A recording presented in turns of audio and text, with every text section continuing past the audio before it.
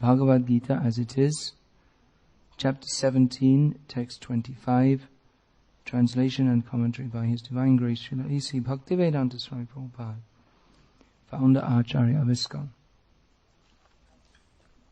Tat iti anabhisandhaya phalam yagya tapaha kriyaha dana kriyaha cha vividhaha kriyante mokshakangshibihi tadityanabhisandhaya phalang yagya tapah kriyaha dana kriyascha vividha kriyante mokshakangshibihi tadityanabhisandhaya phalang yagya tapah kriyaha dana kriyascha vividha kriyante mokshakangshibihi.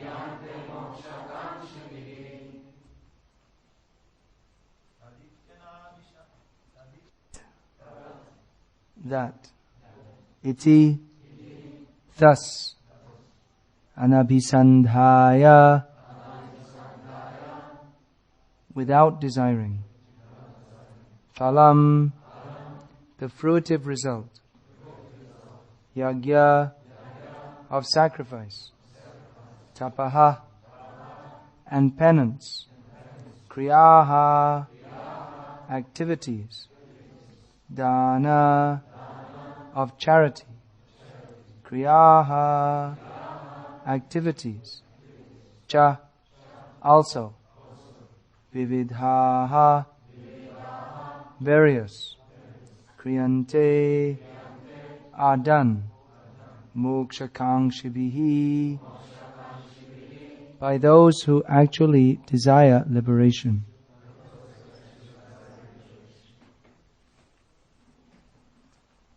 Translation. Without desiring fruitive results, one should perform various kinds of sacrifice, penance, and charity with the word tat. The purpose of such transcendental activities is to get free from material entanglement. Purport. To be elevated to the spiritual position, one should not act for any material gain. Acts should be performed for the ultimate gain of being transferred to the spiritual kingdom, back to home, back to Godhead.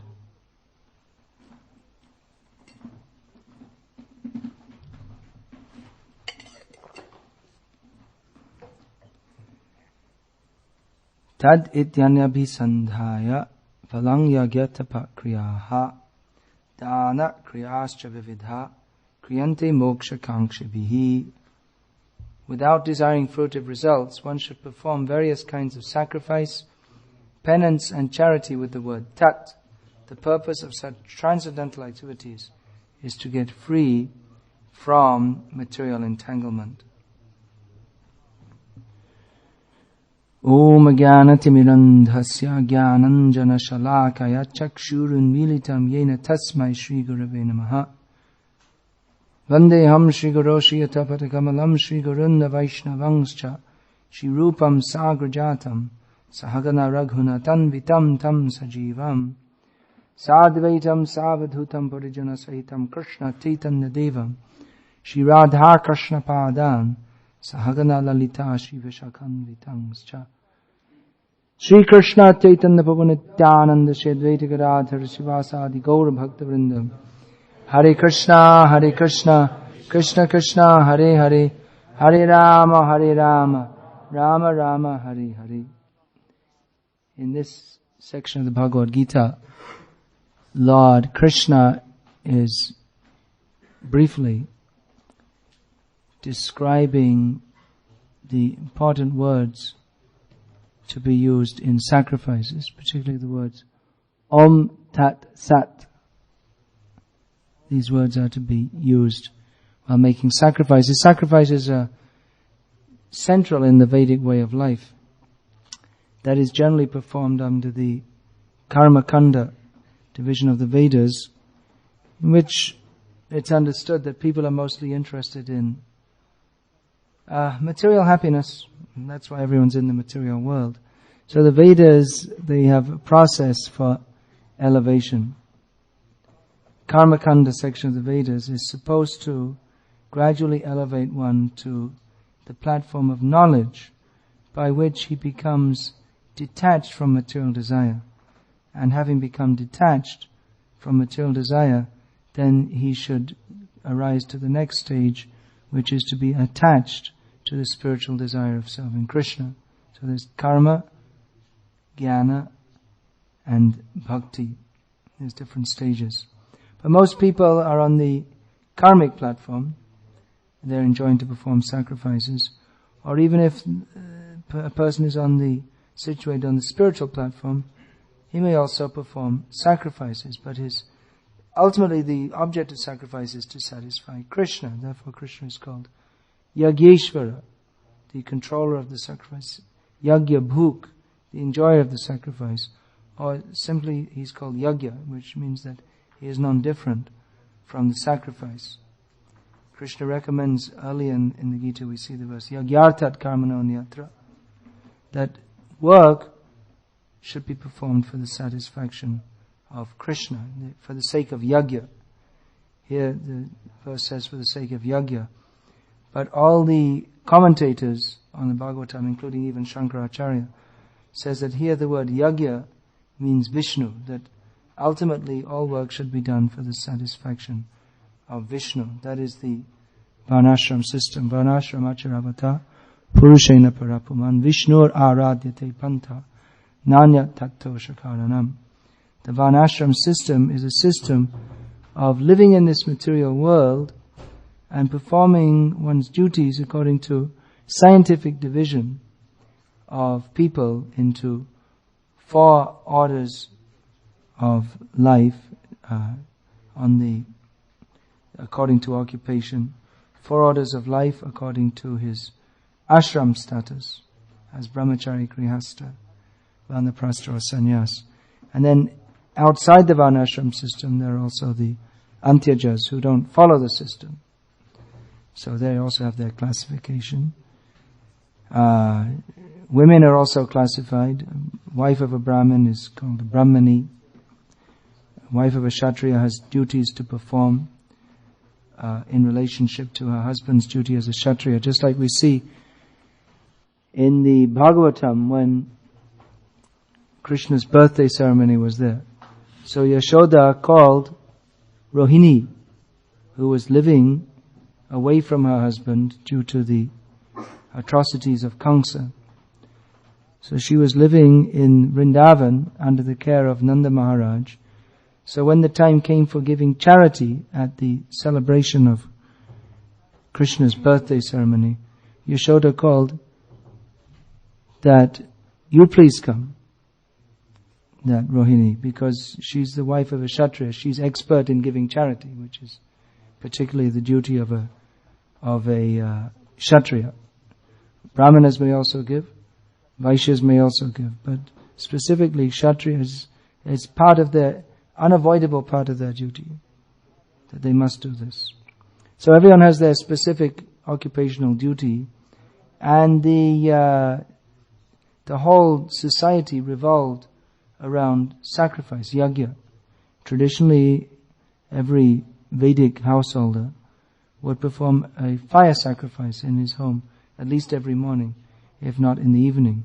And there would be bigger sacrifices also.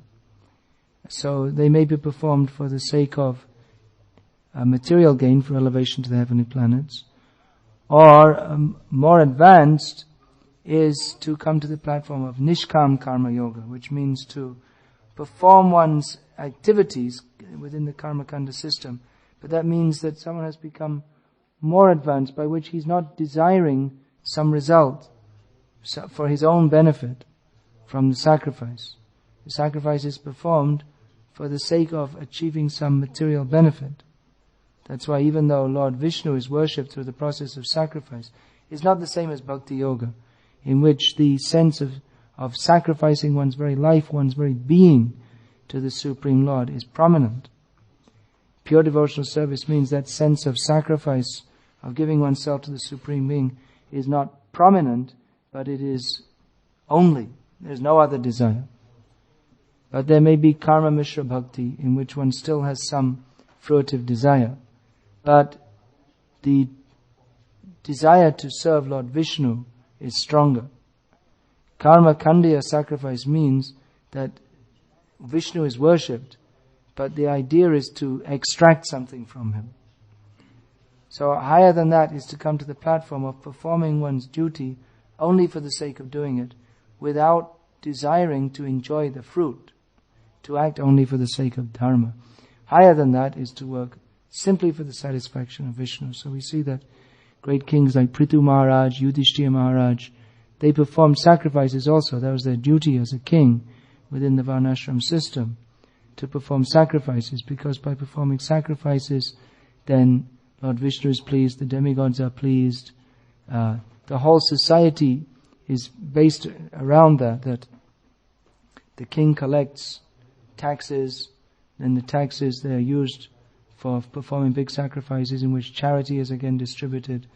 So that is required within society, that the big sacrifice, the kingly sacrifices, they will be offering the results of the activities of the citizens to Lord Vishnu for the sake of the prosperity of the kingdom. Without sacrifices, Krishna relates in the 3rd chapter of Gita, without this, that everyone has to work and offer his result. We're beginning with anad bhavanti bhutani. First of all, everyone needs food. Then parjanya dana sambhavaha.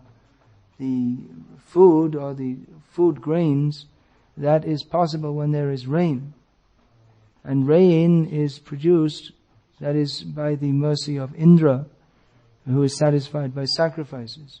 And sacrifices can only be performed if people are performing their worldly activities properly. There's so many different rules and regulations of karma kanda to be followed.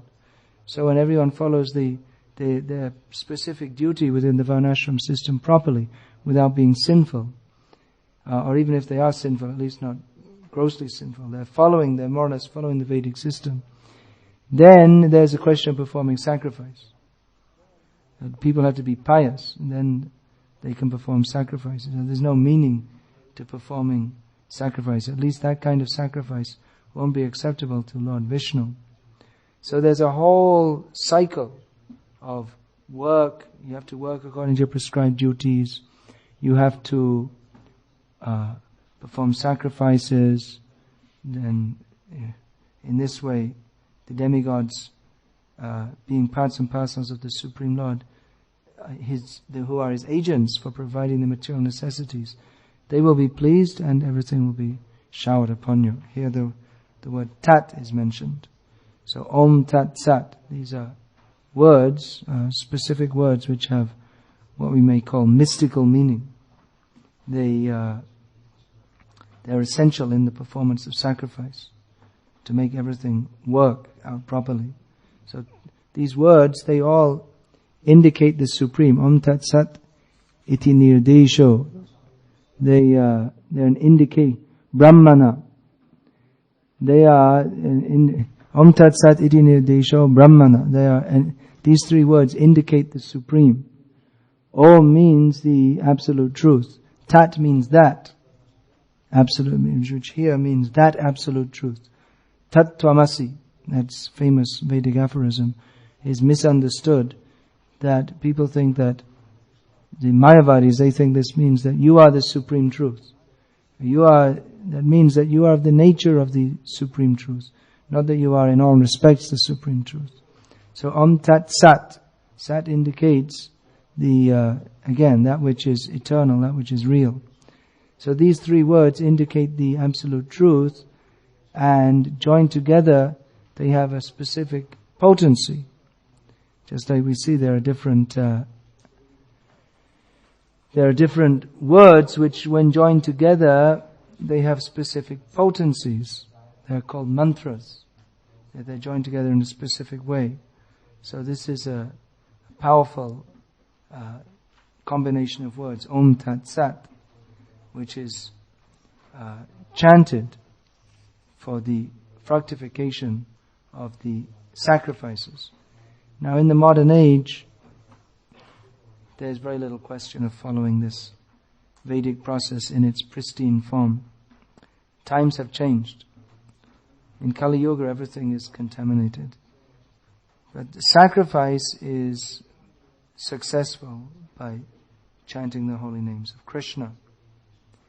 Now, the essence of this instruction Krishna has given is, here Prabhupada has explained, to be elevated to the spiritual position, one should not act for any material gain.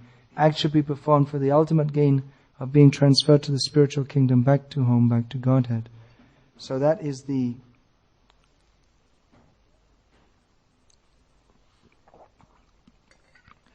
more advanced understanding of sacrifice, that everything should be done for the satisfaction of Krishna. So even though in the modern age it's not possible to perform sacrifices as they were done previously, but the essence remains the same. Everything should be done for the satisfaction of Krishna. We're chanting Hare Krishna. You can also chant Hare Krishna even from material point of view, if you want to have your necessities. Just like rain, that is generally considered necessity. I don't know. Seems like you have enough snow here, but at least in India and many places, nowadays there's shortage of rain due to the impious activities of the people. Otherwise, previously there was plentiful rain, even up to a short time ago. There used to be 2 monsoons every year. Now there's only 1. People have become less pious. There's not enough rain. Prabhupada, once he went to Hyderabad in one part of South India, which is generally quite dry. And at that time, they hadn't had any proper rain for 2 years. Sometimes the monsoon fails. It's a great anxiety for the farmers. In Gujarat, they went for 5 years without rain, just a sprinkling of rain. So many cattle died and people died, and so they were, at this time, they didn't have any rain. So when Prabhupada arrived at the airport, a journalist asked him, if you go to South India especially, they may ask you questions like this: are you Dvaitavadi or Advaitavadi? So Prabhupada said, what's the use of this question? You don't have any rain. You don't have any food. Why don't you think of first things first? In Gita, Krishna says, Anad bhavanti bhutani. Your first necessity is food. He doesn't say whether you should be Dvaitavadi, Advaitavadi. First necessity is food. Sounds something like Mother Teresa's philosophy or something like that. But Prabhupada, he gave the spiritual solution. Not that we simply open up soup kitchens to feed people, but why you don't have food? Because you're not following the process of sacrifice. You don't have rain because yagyat bhavati parajanyo. You need to have sacrifice, then there will be rain. So Prabhupada said, we have come here to have a Hare Krishna festival. We've come here to chant Hare Krishna. Then you'll get rain. So they had a festival, and within 2 days there was plentiful rain by chanting Hare Krishna. So even for your material necessities you can do. Even in 1971, there was Pakistan attacked India. So there was war. Prabhupada was in Delhi having Hare Krishna They were having Hare Krishna festival at that time. So it's a very fearful situation, especially in Delhi, because it's not far from the Pakistan border. So anyway, within a few days, Pakistanis were smashed as usual. They tend to get smashed by the Indian army. They didn't attack since.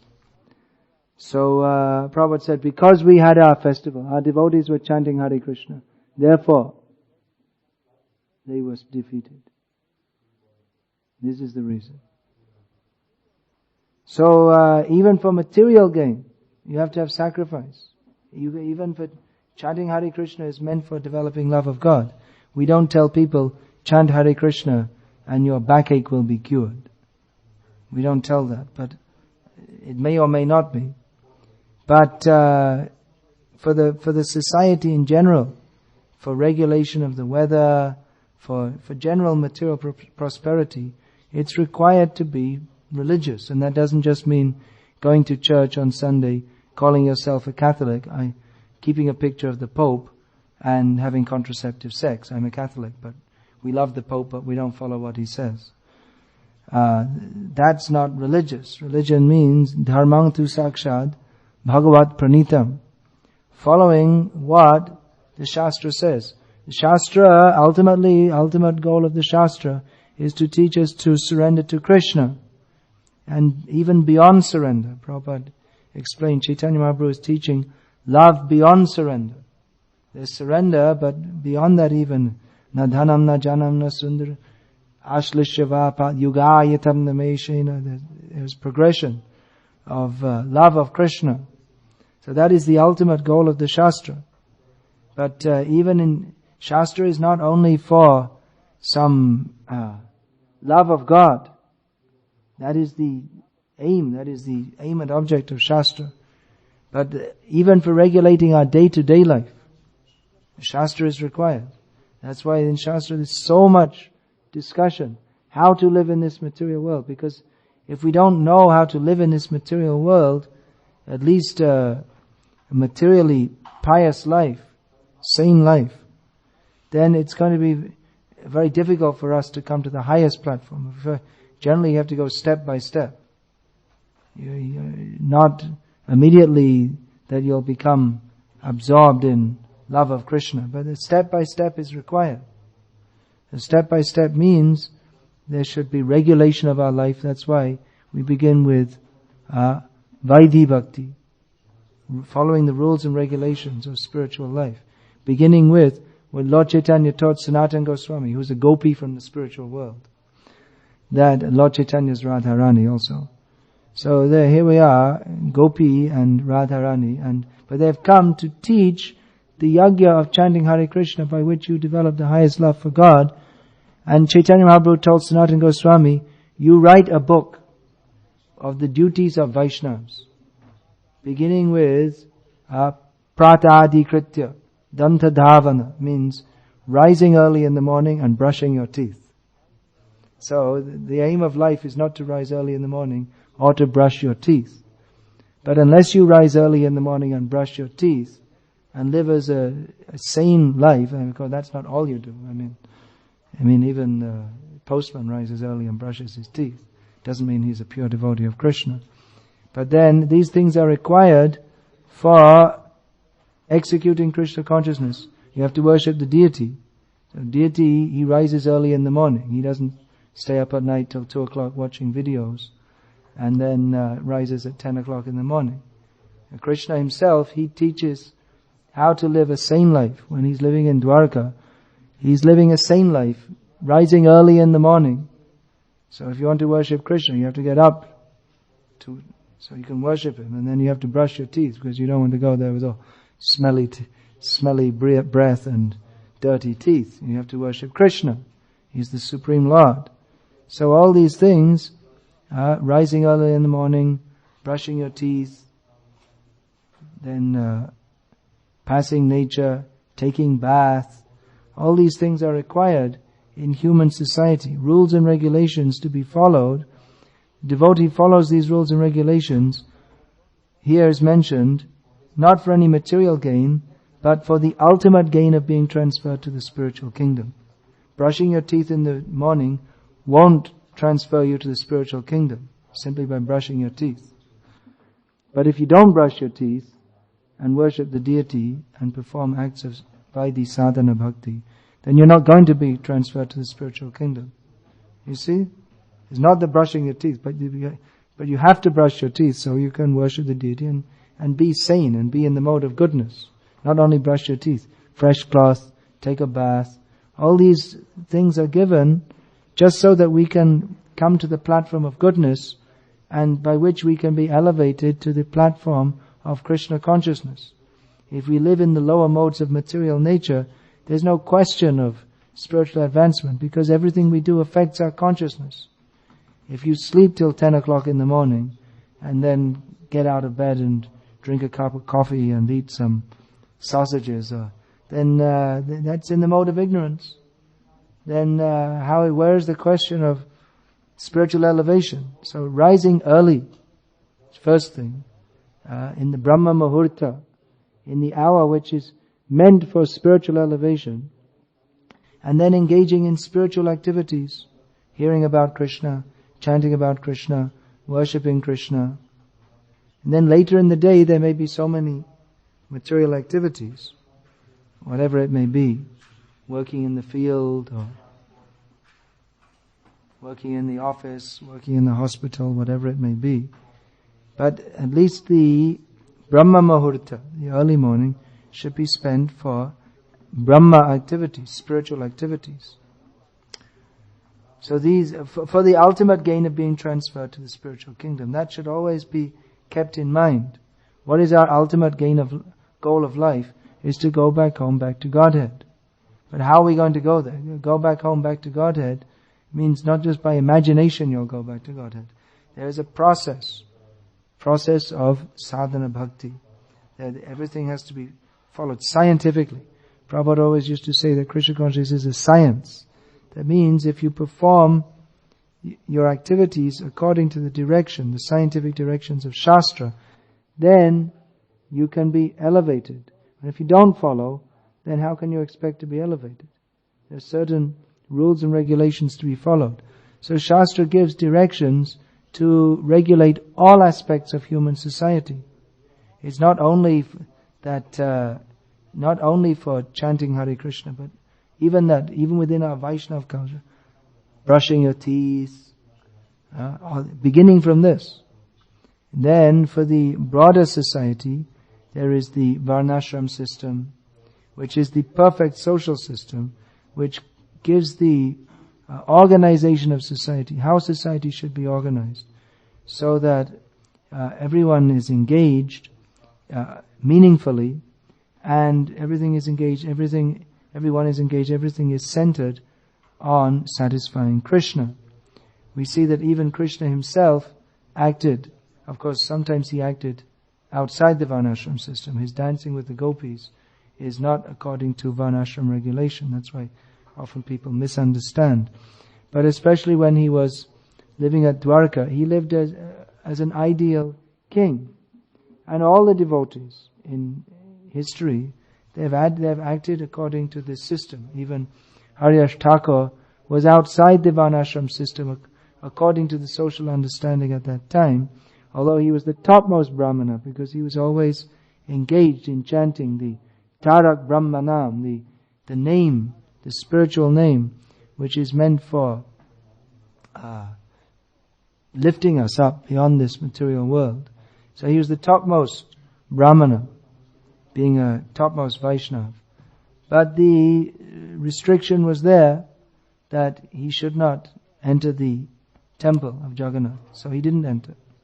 But the Supreme Lord himself, even though he could not go to see the Supreme Lord in the form of Jagannath came to see him every day in the form of Chaitanya Mahaprabhu. So even though Chaitanya Mahaprabhu was considered to be for the scholars, they see him as a social reformer, because he allowed that anyone from any caste, they can chant Hare Krishna. It's not only that Brahmanas can chant Hare Krishna. Chaitanya Mahaprabhu didn't discriminate that you can't chant Hare Krishna because you're not from a high family.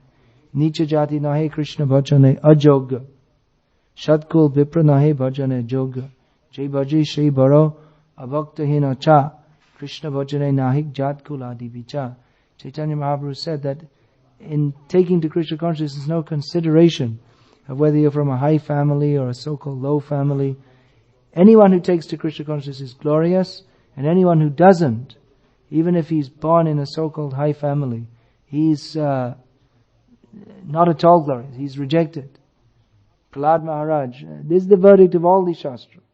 Prahlad Maharaj said the same thing, that even if someone's born in a very high family, Brahmana family, or even if he has Brahminical qualities, if he's not a devotee of Krishna, then what is his position?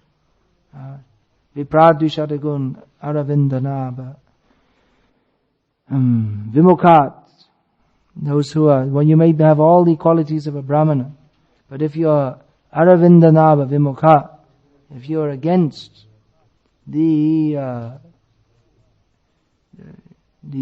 Supreme Lord, Aravindanaba, Pada Aravinda, if you're not worshipping His lotus feet, then Svapacha Varishto, a devotee who's born in a family of dog-eaters, he's better than you. This is the verdict of Shastra. So Chaitanya Mahaprabhu is considered a social reformer because he didn't follow the vitiated caste system of that time, in which it was considered that simply by being born in a Brahmin family, one is a Brahmin. But Chaitanya Mahaprabhu wanted to establish what is the real Varnashram system. That is called Asuri Varnashram, in which simply on the basis of birth one claims status. But Chaitanya Mahaprabhu wanted to establish what is the actual system. Chaitanya Mahaprabhu, when he was questioning Ramananda Rai, what is the goal of life? Sadhya sadhana tattva. What is the goal of life and how to attain it? So first of all, first thing that Ramananda said, Varnashramaccharavata purushena parapuman Vishnu aradyate panta nanya tattosha karanam, that everyone should perform their duties according to the Varnashram system. This and at the same time worship Lord Vishnu. This will satisfy him, Lord Vishnu. Chaitanya Mahaprabhu rejected Eho Bhajya Age Kaha. He rejected everything. Eventually, Ramananda Rai said, Sarvadhaman Parityaja Mamekam. Chaitanya Mahaprabhu said, Eho Bhajya. This is also external. That's not the essence. Why? Why is that? This is the ultimate teaching of Krishna. But Chaitanya Mahaprabhu wanted to go further. That, alright, you surrender, but even beyond that is love of Krishna. Surrender, alright, but what do you do after surrendering? Well, let's see, what's next? Age kahoa, what's more? Developing. So eventually, Ramananda Rai said the verse that Sthane stita shuti katang tanuvang manobe ye prayaso jititita apitais trilokyam, that you stay in your position, whatever it may be, and hear about Krishna from authorized devotees. Don't be puffed up. And in this way, you can conquer he who is unconquerable. How is that? You can conquer him by your love. So this Chaitanya Mahaprabhu wanted. But, stane stita, stay in your position. He didn't say that you have to give up your Varnashram duties. And although Chaitanya Mahaprabhu, ultimately he rejected the Varnashram as external, but at the same time, he acted within that. He took sannyas. Why should he take sannyas? He's the Supreme Lord. But he accepted sannyas because it is part of there are various reasons for cheating the people, that they will respect me, thinking I'm a sannyasi. Then if they respect me, that's good for them because I'm God. They're not respecting me now. They're making offenses. So somehow or other, if they respect me, that's good for them. So that was one reason. Another reason is that he could have just established, yes, I'm God, respect me. But he accepted sannyas, which he himself had quoted from the Brahma Vaivarta Purana. Sannyasa Pala Paitrika. Sannyas is one of the 5 things forbidden in Kali Yuga. Then Chaitanya Mahaprabhu himself accepted sannyas. Why?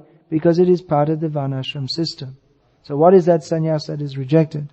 That sannyas is that empty sannyas that is very prominent in this Kali Yuga, in which people think that by taking sannyas, I've become God. So there's no meaning to such sannyas. Such sannyas is rejected. But the sannyas that Chaitanya Mahaprabhu accepted, that is for Mukunda Seva.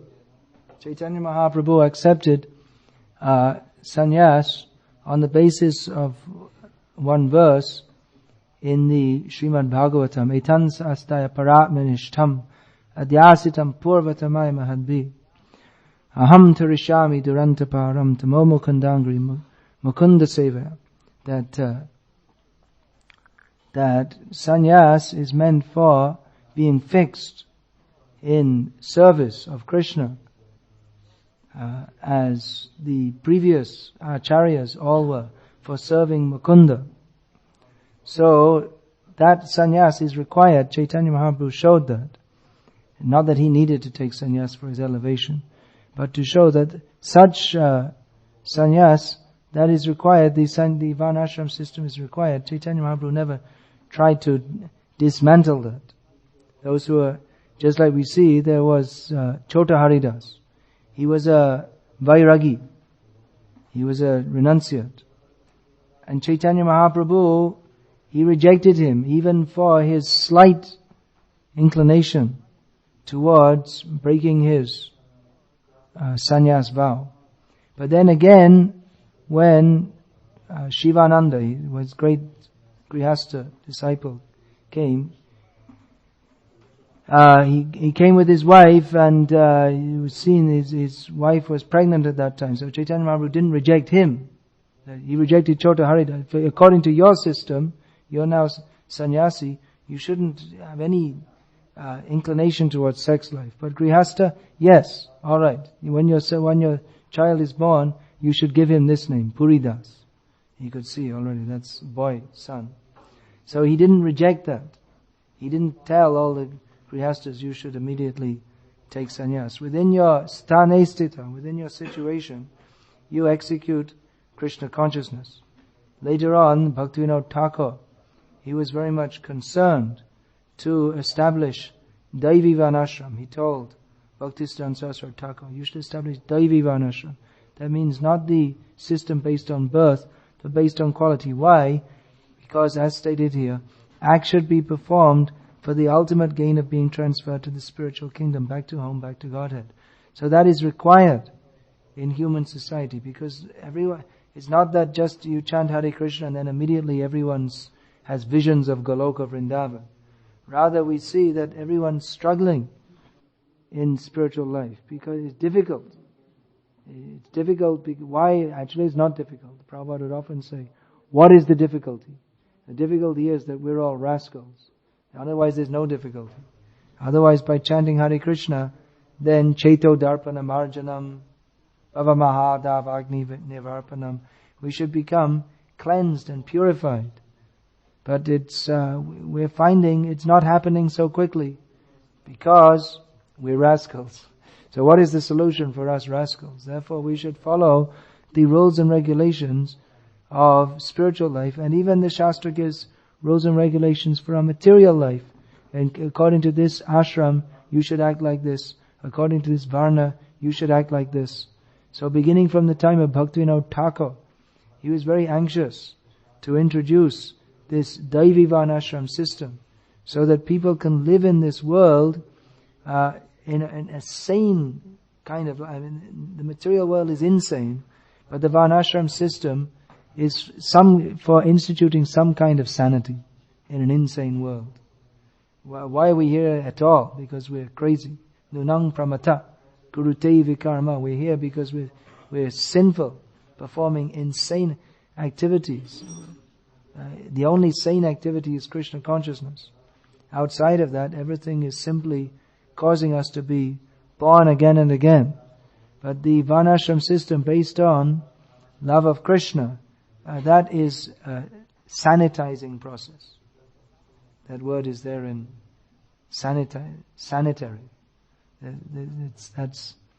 That's not sane. That's in the medical field. The word sanitary means it's antiseptic, or it's clean, purified. So the Varnashram system, that is antidote to the insane society. Without that, then what happens? You have the modern society, the hedonistic society. All progress is progress in ignorance. I was just reading today a very good description of modern society. Prabhupada described that people in the modern age, they follow so-called psychologists and philosophers because they need some kind of guidance. But who are they following? Freud, Darwin, Marx, Hume. These are all the acharyas of modern society. Acharya means he teaches by example. So these people are all degraded atheists. And people are following, they also become degraded atheists. So this is these psychologists, so-called philosophers of these are the leaders of modern society. Politicians come and go, but the people are taking their ideas. What you learn in school, the Darwin's theory. And then Freud built his theory on Darwin's theory. And you get so much, this Freud is such an influential people. People think I have to go to a psychologist. And this man had so many mad ideas. This idea, every young boy is sexually craves for his mother. What a crazy idea. I mean, maybe he had a problem, but why should he think everyone has a problem like that? So, but this is one of the great acharyas of the modern age. And there are so many. You have your, who are the great thought leaders of the modern age? Mick Jagger, John Lennon, and these people are degraded, but they extremely degraded people. But they have set the tone for modern life, that have one girlfriend, have another girl, get married, divorce. Absolutely degraded people. So Prabhupada was saying that people are following modern philosophers, these people are called philosophers, psychologists. But they don't know the basic point of knowledge, which is what? Dehinosmin yata dehe, kumarang yovanang jara, tata dehantara prabhtir, dhiras tatra namuhyati. You're changing body. It's not simply we're talking about, often people in India talk about reincarnation. Do you believe in reincarnation theory? What theory? It's not a theory. The theory means it may or may not be true. But reincarnation means you're changing bodies. You're already changing bodies. It's not that when you die you change body. Your body is already changing from boyhood to youth to old age. When you die you get another body, that's all. So if people don't understand this, Prabhupada was describing, in purport I was reading, that the whole, as long as people don't understand this basic point, that we're not the body, we're changing from body to body, then all the progress, it's simply advancement in ignorance. And that we see. It's simply advancement in ignorance. And people think that, animalistically, that if I have a big house and a big car and a beautiful wife, and this is advancement. And then my wife grows old, naturally, so get another beautiful wife. You can change, just like you change a car. You see, the car gets old, get a new one. The wife gets old, get a new one. So this is their progress, because the purpose of life is sense gratification. We should enjoy the senses. So, highest sense enjoyment is sex life. That means one bag enjoys another bag. So when one bag gets old and worn out, get a new one. That's all. So this is their advancement in ignorance. But in the Varnashram system, the wife is accepted as dharma patni. That wife should be accepted for the sake of elevation in spiritual consciousness. Not simply enjoyment is there. It's not that wife is also seeing how there's nice cooking and sex life is there. So that is there, but the higher principle is dharma patni. Wife should be accepted for the ultimate gain of being transferred to the spiritual kingdom. That's why marriage is called vivaha sanskar. The marriage sanskar. Vivaha means marriage. Sanskar means purificatory ritual. Otherwise, animals, they simply meet together and live together. Now they're doing that. Modern society. Let us live together for some time. And when we get fed up, we'll split up and we'll find someone else to live with. So there's no marriage ceremony. So it means animal life. The animals are doing that. They have no idea that marriage should be entered into ultimately for the sake of elevation. I mean, even in the Christian tradition, which Spiritual knowledge is almost zero. They don't even understand you're not the body. They think that Jesus will come and all your body, which is already eaten by worms, will come together again. And isn't it that you come together in the same body and go to the spiritual? Well, maybe you grow some wings or something like that, but you have the same body. So they don't even understand you're not the body, but they understand that that marriage, you have to enter into that, taking a vow before God. So that, even though they don't understand even basic spiritual knowledge, but even that they understand. But modern life means they don't understand at all how to live as human beings, how to eat nicely, elaborate arrangements for eating, sleeping, especially for sex, and very elaborate arrangements for what they call defense. The defense ministry means how to bomb the neighboring countries into extinction. Defense, how to get more and more weapons. So a very animalistic way of life, because they don't know that acts should be performed for the ultimate gain of being transferred to the spiritual kingdom. So this Daivi Varnashram, Bhaktisiddhanta Saraswati Thakur had the order from his Guru Maharaj, Bhaktivinoda Thakur, to establish that.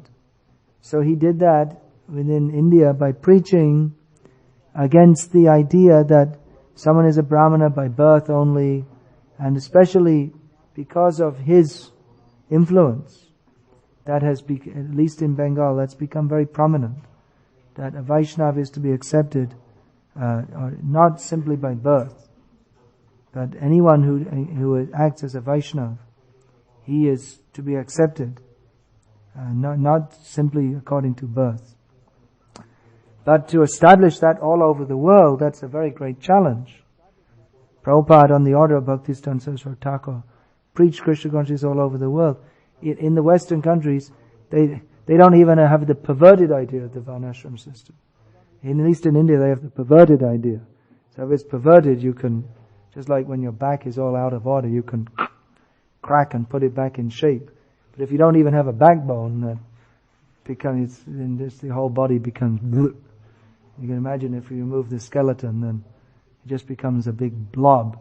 So it's like that in the Western world. There's no structure in society, either perverted or non-perverted. It's just some kind of chaos. There's no respect. Everyone's just considered the same, and young people, old people, parents, children, and everyone's just all the same. And in fact, the old people, they are rejected in Indian culture or any sane society, not only Indian culture, any sane society all over the world.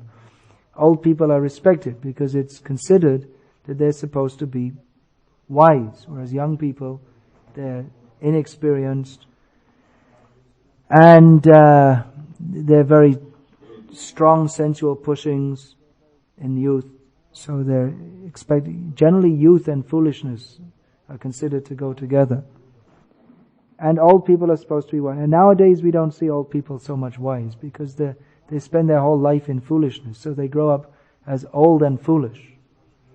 To become wise means you have to spend your life acting in a sane manner. And then gradually you get the idea, we're supposed to do this, we don't do that. And then you become old and wise. But if you spend your whole life living as an animal, then how can you become wise? It doesn't happen. If you have no moral principles, religious principles, then you simply grow up as an old fool. But if someone does lead a life according to moral principles, religious principles, then he will develop some wisdom. Therefore, young people, they're supposed to follow what old people say. That's the traditional culture, even though they may not understand why.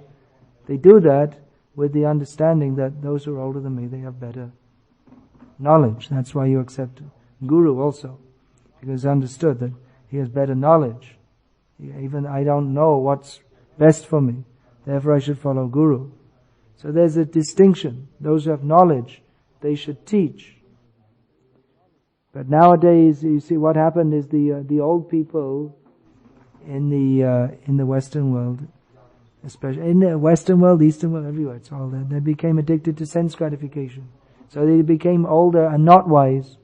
So then the young people don't want to follow. And anyway, they follow the old people. I mean, the old people will tell you, do this, don't do that. And they just want to enjoy life like animals. So when they think, why should we follow these people?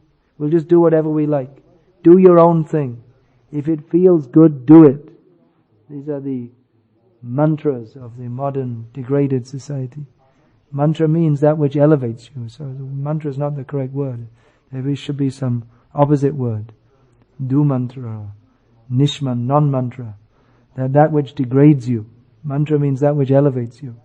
So there's no such word. Maybe we can invent some word for that which degrades you. Do your own thing.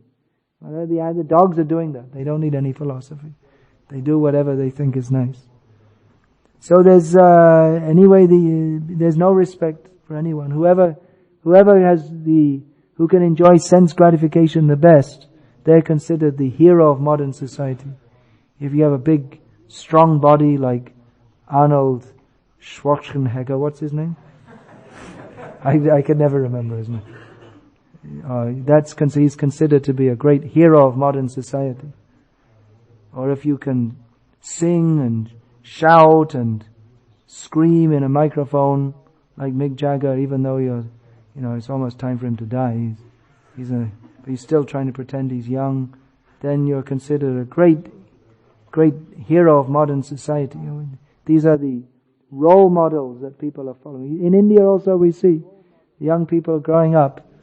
They're completely insolent and nasty and mean because they grow up watching the Hindi cinema, where the heroes of the cinema, I don't know exactly. I can imagine they spend their life punching people out and doing whatever they like. And if anyone argues, shoot them in the head. So they grow up seeing this, and this is how they perform. This is how they grow up. And they think there's, what is this? Being respectful to elders or following anyone. That's old-fashioned, out of date. We don't want to follow that. But what happens then, the whole society becomes just like hell. No one has any respect for anyone else. People only cooperate together so that they can get some mutual sense gratification. They say, be liberal. Just let everyone do whatever they like. Then everything is allowed. Divorce, abortion, intoxication, just everything is good. No control, no regulation. So Varnashram society, Prabhupada wanted to establish that. Varnashram society means structure, discipline. People don't want discipline. They want to do whatever they like. I'll take a guru, but if I don't like what he tells me, then I'll reject him. What's the use? Guru is just for giving blessings, that's all. Please bless me, that I'll imagine myself to be Krishna conscious. And Guru will give me blessings, and I'll enjoy sense gratification. And that's what you find in India. Guru, people like. Guru, he'll simply give blessings, that's all. And people will touch his feet, and he'll enjoy. Yes, they're respecting me. But Guru means you have to follow, that you accept, that discipline. Shishya, shashan, disciple, discipline. He gives discipline. You should do this. If you're not prepared to follow, then why go through the fast of being a disciple? That I am now a disciple, but I don't follow anything. My Guru is very merciful. Sometimes we hear this. Oh, he's very merciful. That means he doesn't tell you or give you any instructions. That's what merciful means. My Guru is very merciful. He lets me do whatever I like. That's not merciful.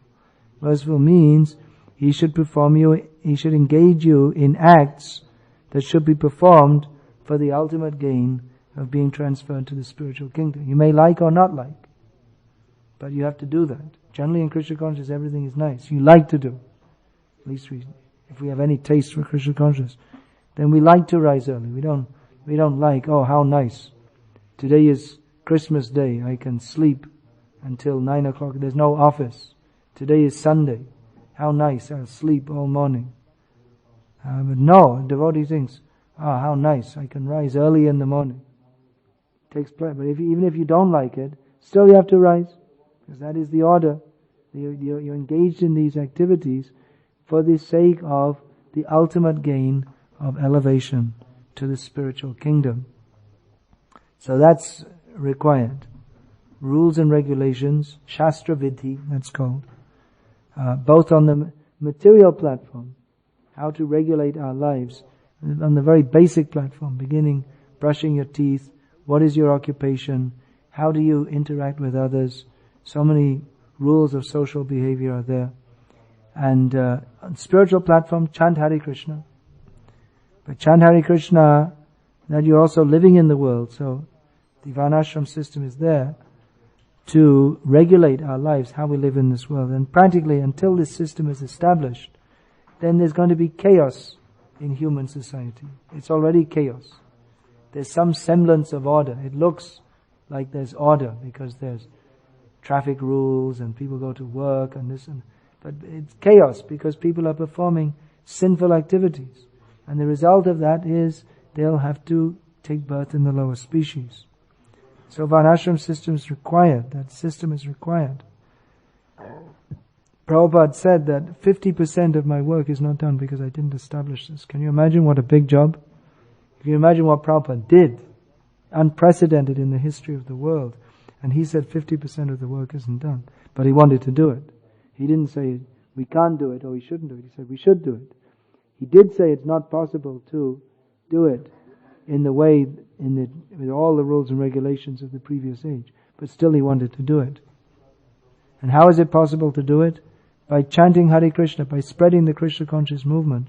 And gradually people will be convinced of the necessity to lead a life in a sane manner. And anyone who is good, even people may not be very spiritually elevated, but many people, somewhat intellectual people, can see the modern society. It's insane. What is the point of living like this? Simply neck-breaking, working hard activities, running fast all day, all night, simply to get some stomach ulcer and heart problem. And what is the use of this society? So many people can see this society. It's progressing, running, but all completely in the wrong direction. Therefore, Krishna conscious movement has got a great responsibility to establish this society. So Prabhupada said that if these farm communities, Prabhupada said, people will eventually join in their millions. People will come. Because how long can this society go on? Very artificial society. We see all over the world now in various places, there's economic collapse. In Russia, Japan, Singapore, Taiwan, Malaysia, how many countries will we say? That because it's all based artificial. Adjustment of stocks and shares and adjustment of the value of the currency, and if something slips, it's just like a house built on a poor foundation. If the foundation slips, then the whole economy collapses. So that's going on now, and so economic collapse can happen at any time. Then the whole society is based on moving things from one side of the world to other, driving. They drive trucks full of wine from Southern Europe to Northern Europe, and from Northern Europe they bring, maybe cheese or something. They bring oil from different parts of the world. It's highly artificial. It's based on this oil economy. How long will America go on bombing out Saddam Hussein to keep their supply of oil running? How long will the oil supply last? And then what will you do? And then they'll try to invent something else. But anyway, it's all anyway the society can collapse. There can be war. Now they're talking about this Y2K problem. The problem, they invented the problem in the name of their progress. And now they're talking about so many problems we're expecting. Well, who invented them? They're thinking we're working on solving the problem, as if they're great heroes of human society. They made the problem in the first place. And now they're talking, now we're going to save you. Well, you made the problem, you rascal. You're talking, we're going to save you. But who made the problem? You made it. Huh? I punch you in the face and then I say, don't worry, I'm bringing the bandage. But why do you punch me in the face in the first place? The same thing, they make such a nasty society and they say we're solving the problem. But they don't solve the problem because they don't know what the problem is. The problem is repeated birth and death. Their whole society is based on trying to enjoy sense gratification. That is the problem. They don't realize. Therefore their whole progress is in ignorance. So Krishna Conscious Movement is teaching philosophy of Krishna consciousness. You're not the body. You're not the body, then, well, why are we living like this? Good question. Why should you live like that? You shouldn't. You should live your life, how? Performing acts for the ultimate gain of being transferred to the spiritual kingdom. So there is an alternative society. That is the Varnashram society, which is given by Krishna in the Vedic literature. How you can live relatively sanely within this insane world, performing acts for the ultimate gain of being transferred to the spiritual kingdom. So that Krishna is teaching. He says, surrender to me. In Gita, this is the ultimate teaching of Gita. But at the same time, we see Arjuna, he wanted to, let me give up everything. Krishna said, no. Mam anusmara yudhya cha. Think of me and fight. Thinking of me, that comes first. He doesn't say, yudhya, first fight and then think of me. Now think of me, that's the main important thing. The fighting that for Arjuna was required, but it's not required for everybody. He was a Kshatriya, therefore he had to fight.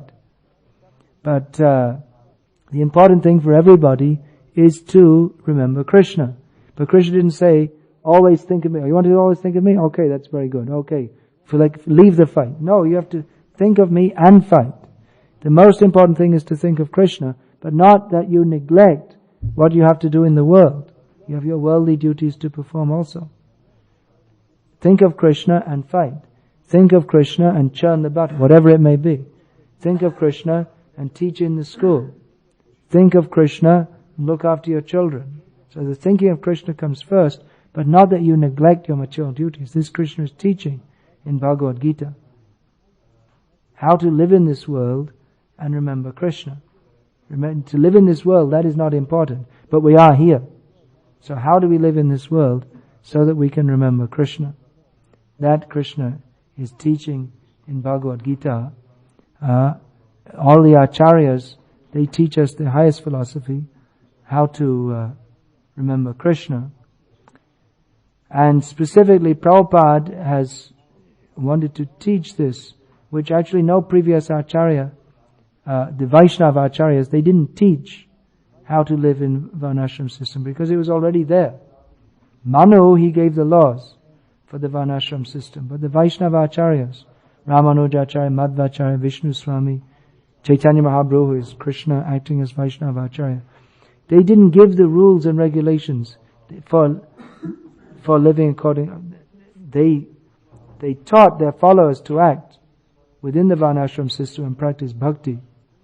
But they didn't have to teach this because their system was already there. Now for the first time, it's the prerogative of those who are living Krishna conscious to act, to show people how to live in this world, to act for the ultimate gain of being transferred to the spiritual world. So that's a very great directive and responsibility for all members of this movement to practice Krishna consciousness and teach others how to live in this world while being Krishna conscious. It's difficult in the modern society because the modern society has a different aim of life. Therefore, Prabhupada wanted that those who are preaching, they should be in the cities, those who are dedicated to preaching. But as much as possible, he wanted the Grihastha devotees to move to the land and show people how you can live. You don't need all the so-called amenities of modern life. Lead a simple life, chant Hare Krishna, and in this way, live your life performing acts for the ultimate gain of being transferred to the spiritual kingdom. Sane life. Modern city life is progressed in insanity. Exactly how human beings should not live, they're setting the example. So, one of the duties of Krishna conscious devotees, important duty, 50% Prabhupada said of his work, to establish society so people can see how we don't have to live in this city life, living in pigeonholes. Prabhupada used to say this apartment blocks, living in no space, just everyone. There's a plot of land, build up, and then stick 500 people in one building. No space to move. Functional. Functional means you're crammed in a hole, don't take up too much space, and you can all go cram in the bus and go to the factory. So it's functional for a demoniac society. But it's not functional, it doesn't lend itself to spiritual advancement. Therefore, all devotees should seriously consider that how we should act in this world for the ultimate gain of being transferred to the spiritual kingdom. How to teach this philosophy of Krishna consciousness and show others practically how we can live in this world according to that philosophy. That means Varnashram system. Hare Krishna. Is there any question? Or maybe many questions.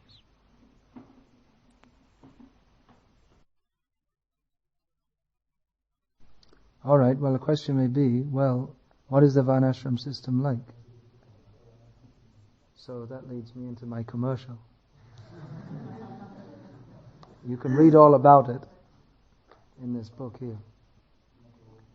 This is based on my experiences and the experiences of others in traditional Indian life, which is based on that spiritual culture of living simply and acting for the sake of ultimate spiritual elevation.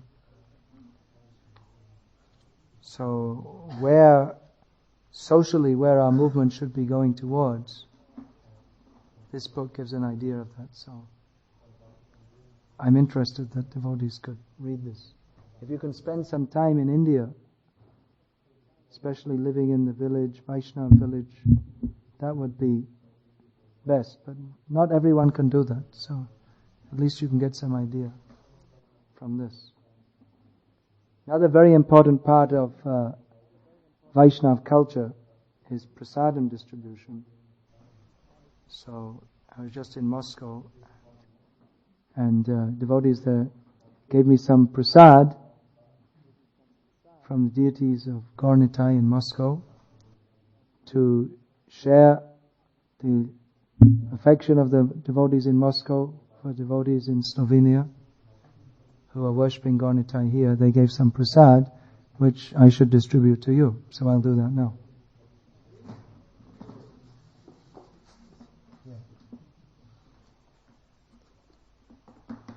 If you like, you can give me some also. I'll take to the devotees there. I'm going back again day after tomorrow. So we can have a cultural exchange. Russia-Slovenia friendship by distributing prasadam. So, you have to come here. I'm not going to go there. You can tell them to come and